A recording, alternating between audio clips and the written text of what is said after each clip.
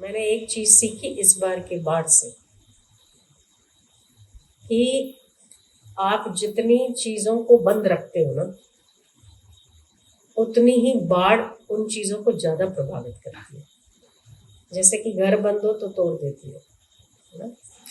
जैसे कि कोई चीज आप रेजिस्ट करते हो, उसको बचाने के लिए जितनी कोशिश करते हो, पर अगर उसका स्वीकार कर लेते हो ना, तो इतना नुकसान नहीं होता। ये सिद्धांत है ना, कि जितनी चीजों को एक्सेप्ट कर लेते हो आप। हमारे लोगों ने कहा कि कितने बड़े बड़े वो बह गए, बड़े बड़े आश्रम बह गए, बहुत बहुत करोड़ों का नुकसान हुआ, और हमारे यहाँ कच्ची कुटिया जिसका फाउंडेशन नहीं है वो भी नहीं गई। ऐसा क्यों हुआ? तो क्यों हुआ? वो तो भगवत कृपा है, इसलिए ऐसा हुआ। पर कहीं ना कहीं ये भी सत्य है कि आपने पक्का बना के ना उसको रेजिस्ट करने की कोशिश नहीं की। कच्चा बनाया, पानी घुसा, आवन जावन हुई, है ना। कच्चा था तो पानी का अवर जबर हुआ, उसको ज्यादा रोकने की कोशिश नहीं की गई। तो जहां उसने अपना आने जाने का रास्ता था उसके पास, तो उसको ले जाने की जरूरत क्या है? अब मतलब मेरा स्वीकार तो कर ही रहे, कोई मुझे लौटा तो नहीं रहा। पंडाल खुला, बाम्बू की मेरी कुटिया खुली, अवन जावन है ना। मतलब हम एक्सेप्ट कर रहे हैं ना, हम कुछ भी सॉलिड बना के उसको रोकने का प्रयास नहीं कर रहे। कुछ सॉलिड बना के उसे रोकने का प्रयास नहीं है।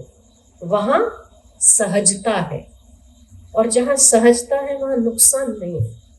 तो हम इस बात को समझने की इससे कोशिश करें कि जहां हमारे अहम की मोटी मोटी दीवारें हैं ना, वहीं विनाश है।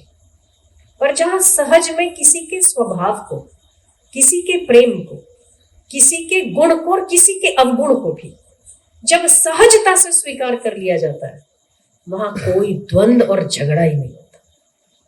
खत्म। देखो ये मेरा दर्शन कितना बढ़िया काम करता है ना। करता है नहीं करता? हर चीज से आप कुछ ना कुछ सीखते हैं। और मैंने ये सीखा कि ईश्वर की कृपा भी काम करती है, पर ये लॉजिक इसके पीछे काम करता है, ये साइंस काम करता है कि जिस भी चीज के प्रवाह को आप जितना रोकने की कोशिश करते हैं, उतने ही दुगने फोर्स से वो आपको गिराते हुए चली जाती है। और जितना आप उसको ओपन रखते हैं, आओ हम आपका स्वीकार करते हैं, उतनी ही वो सरल और सहज हो जाती है आपके लिए। अपना जो अशुद्ध होगा, कुछ होगा, वो भी साफ सफाई करके चला गया। आजा भाई, हम तो वैसे ही ऊपर तक कौन से दिन साफ करते थे, तुम साफ करके चले गए। और क्या, तुम अपना काम करो। इसमें ईश्वर की कृपा क्या है? इसमें ईश्वर की कृपा ये है कि एक तो हमारे लिए वो पॉजिटिव रहा कि अंदर तक नर्मदा जी आई। वैसे हम तो नहीं ला सकते थे, ठीक है। हम किस किस जगह पर लाते, वो खुद ही आई, घूमी फिरी, जहां जहां उसे नेगेटिविटी नजर आई वहां वहां चली गई। वहां कुछ नहीं था तो वहां आई भी नहीं।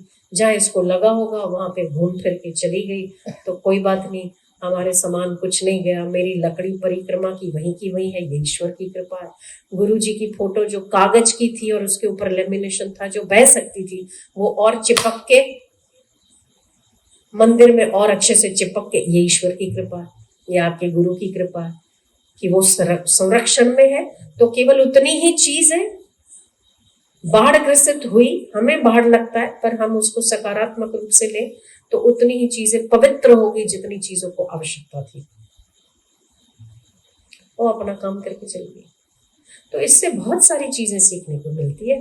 एक तो ईश्वर की कृपा है, जितनी आपकी अपने गुरु पर आस्था है, उतना ही गुरु आपका सक्रिय है उस चीज को आपकी सुरक्षा करने के लिए। जितनी आपकी ईश्वर पर आस्था है, उतना ही ईश्वर सक्रिय होता है आपके विश्वास को और दृढ़ करने के लिए।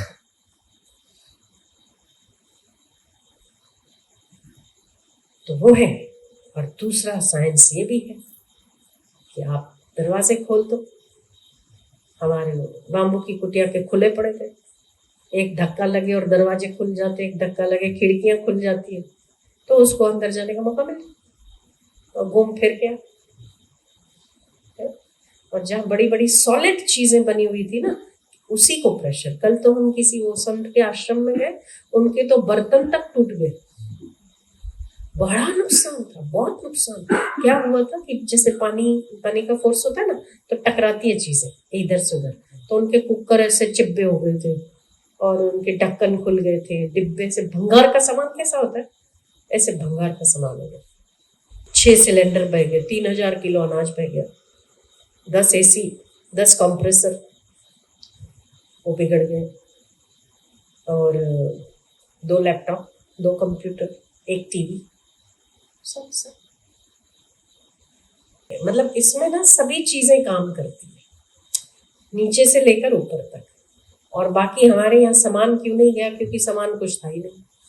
सामान क्यों कुछ नहीं था, क्योंकि बहनों ने, बच्चों ने बहुत मेहनत करके एक एक सामान उठा लिया। इनका भी ये बड़ा रोल है, सबका अपना अपना रोल है, तो सबका अपना अपना रोल है। उसने अपना काम किया, आपने अपना काम किया, उसको ना आपसे कोई दिक्कत थी ना कोई परेशानी थी। तो कहने का मेरा तात्पर्य यह है कि जहां विरोध है किसी चीज का, वहीं आपको दुगना सहन करना पड़ता है, नुकसान, है ना। चाहे वो विचारों से विरोध हो, चाहे किसी व्यक्ति से विरोध हो, चाहे ईश्वर की भेजी परिस्थिति से विरोध हो, चाहे दुख से विरोध हो, चाहे अपमान से विरोध हो, जितना जितना आप फोर्सफुली उस चीज को धक्के लगाने की कोशिश करते हो, उतनी ही दुगनी ताकत से वो आपके अंदर प्रवेश कर जाती है, खुला। अगर तो मृत्यु तक मैं हूं, तो अपमान में वो नहीं है। अगर प्रलय तक मैं हूं, तो क्या किसी व्यक्ति में वो नहीं है ना। स्वीकार, सब चीज का स्वीकार, एक्सेप्टेंस पावर। जिसके पास जितना ज्यादा एक्सेप्टेंस पावर है, उतना ही परमात्मा का चमत्कार उसके हृदय में प्रस्फुटित होता है। और जितना उसका विरोध है, वहां वहां अहम का चमत्कार दिखता है, और वो उतना ही व्यक्ति अशांत भी है। जितना विरोध करता है उतना शांत, जितना स्वीकार कर लेता है परमात्मा समझ के, उतना आनंद है। ये तथ्यपूर्ण बात, और यही सत्य भी है। आपको पता है, बड़ी बड़ी ब्रिज बनी थी सबसे पहले। जब ब्रिज बनी थी, जब ब्रिज का इन्वेंशन हुआ था कि किसी नदी पर कोई एक ब्रिज बनाई जाए, उस नदी को, उस शहर को लिंक करने के लिए, दूसरे राज्य को, दूसरे शहर को लिंक होने के लिए एक ब्रिज बनाई जाए। तो पहली ब्रिज जब बनी ना, तो 1 साल के अंदर लंदन में टूट गई। क्यों टूट गई उन्हें पता नहीं चला। इंजीनियरों ने बहुत खोज की कि क्यों टूटी, तो पता चला कि एयर पास होने के लिए उसमें होल्स नहीं है, और एयर टकराती है, और एयर अपने प्रेशर से टकराती है, तो चीजें टूट जाती है। पर जब उसमें हवा के आने जाने की होल्स बना लिए, उसके बाद उसकी स्ट्रेंथ बढ़ गई। रोको मत किसी चीज को, ये तो प्रकृति है। कितना इसमें, कितना तथ्य है इन सब चीजों में। अगर हम अपने ही चीजों में, जिन चीजों से हम गुजरते हैं, उन चीजों को भी कभी गौर करके देखें, तो हमें पता चलेगा कि जीवन भी कुछ ऐसा ही है। आवन जावन की जगह रह जाए, किसी भी चीज को प्रेशर करके, ना अपने मन के विचारों को, ना किसी व्यक्ति के स्वभाव को। हम कितने विरोध में उतर जाते हैं, उसने ऐसे किया, वैसे किया, वैसे किया। हाँ, जैसे ये सब हुआ, तो उसमें हम भी कुछ विरोध में थे। किस बात के विरोध में, कि एक लापरवाही के कारण कितने लोगों की जान गई। लापरवाही एक व्यक्ति की होगी ना, कि उसने डैम खोला नहीं यथोचित समय पे, 15 दिन तक नदी खाली थी, 15 दिन तक धीरे धीरे छोड़ना चाहिए था, ऐसी स्थिति नहीं आती। कारण जो भी रहा हो, वो अंदर का उनको पता। पर ये अगर ऐसा ना होता, तो हजारे पशु पक्षी, बेचारे जानवर, जिनको तो पता ही नहीं, बेचारे वो लोग जिनका तो गुजारा ही बकरियों पर होता है, उनका तो कोई कसूर ही नहीं। तो फिर ऐसा क्यों? उससे हमारा विरोध। पर वो विरोध नहीं है, वो हमारे जनता के हित में उठाया हुआ एक कदम, किसी का विरोध नहीं। पर हाँ, ये बात हर किसी को समझनी होगी कि अगर इस साल जो नुकसान हुआ है, अगले साल ना हो, इसलिए अगले साल ऐसा नहीं होना चाहिए, उस दिशा में कदम तो उठाने चाहिए, उस दिशा में प्रयास करना चाहिए। बाकी आप हर चीज से, हर स्थिति से अपने आप के जीवन को अगर रिलेट करो तो बहुत सारी चीजें आपको सीखने को मिलती है। जहाँ विरोध है वहां प्रॉब्लम, विरोध नहीं है। तो अपन एग्जाम्पल भी सुनते ना कि अपन दौड़ते तो कुत्ते और पीछे लगते है ना। और आपको सिखाया जाता है जब आप जूनागढ़ के गीर के जंगलों में जाओ और अगर कोई आपको जो जानकार हो उसका, जूनागढ़ के जंगलों का, अगर वो आपको घुमाने ले जाता है और खुले जंगल में जाते हो आप, सफारी नहीं जिसमें शेर बंधे हुए हो, टाइगर बंधा हुआ, ऐसा नहीं, खुले जंगल में जाते हो, तो आपको एक चीज बोलेंगे कि अगर आपको हम लोग कहीं जंगल में यहाँ वहां हो जाए और अगर आपको सामने शेर मिले तो आप दौड़िएगा मत, आप खड़े रहिएगा, आप खड़े रह जाना वहीं के वहीं। दौड़ोगे ना वो और ज्यादा पीछे।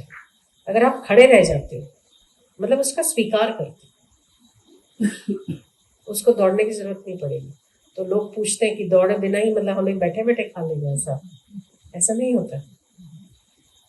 दौड़ते हैं तो वैसे ही उसकी स्पीड से आप नहीं पहुंच पाओ, उसको खाना होगा तो वैसे ही खा लेगा, दौड़ के भी पकड़ लेगा।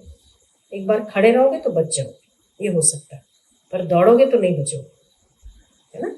तो ऐसे ही दुख जो है, दुख रूपी शेर, उससे भागो मत, दौड़ स्वीकार, ठीक है। परमात्मा तेरा ही स्वरूप है, परमात्मा की मजाल है क्या वो कष्ट के रूप में रहे आपके भीतर, ना, वो सुख में, आनंद में, प्रीति में परिवर्तित हो जाए। तो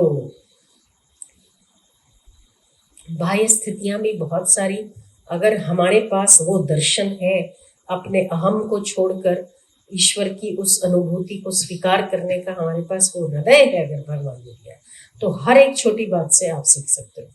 पर अगर वो हृदय नहीं है, अहम ही बहुत मुख्य है, तो फिर आप किसी भी स्थिति से कभी नहीं सीख पाओगे, चाहे मर जाओ, कुछ नहीं हो सकता फिर, कुछ भी। इसलिए हृदय को जीवित रखो, अहम को नहीं, बुद्धि नहीं, बुद्धि वाले सारे मारे जाते हैं, हृदय वाले हमेशा जीतते हैं। रावण के पास भी राम जी गए थे, शबरी के पास भी राम जी गए थे, पर दोनों में जाने में फर्क है ना। दोनों के ही पास चल के गए थे, चल के ही गए थे, पर रावण के पास अलग भाव से, शबरी के पास अलग भाव से। एक अहम और एक हृदय, दोनों का प्रतीक है, दोनों के पास चल के गए। तो भगवान हमारे पास आए, हम चाहते हैं, तो हम क्यों ऐसा ऐसा बुलाए उनको कि रावण के पास आना पड़े। हम ऐसा ना करें कि शबरी के पास आना पड़े, है ना।